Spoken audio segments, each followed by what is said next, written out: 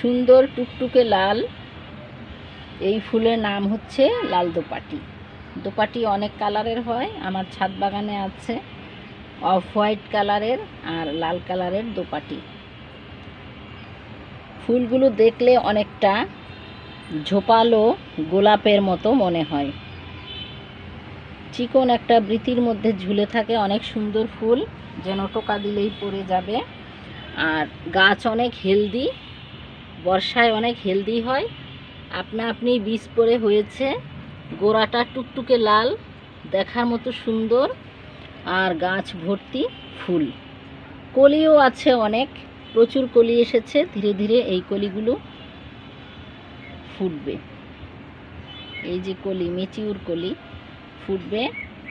আর এই ফুল ফুটার পর একটা ফল ধরে বা সিড পট হয়। এই সিড পট থেকে এই সিড পট ফেটে গিয়ে বীজ পড়ে যায়, সরিষার দানার চেয়ে একটু বড় ধরনের বীজ।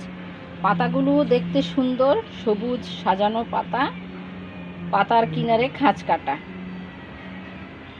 দোপাটি চারার বিশেষ কোনো যত্ন দরকার নেই, একবার লাগিয়ে দিলেই হয়ে যায়।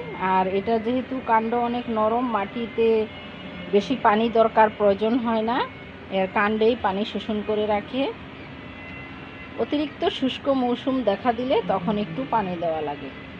এই গাছটি আপনারা ছাদ বাগানে রাখতে পারেন।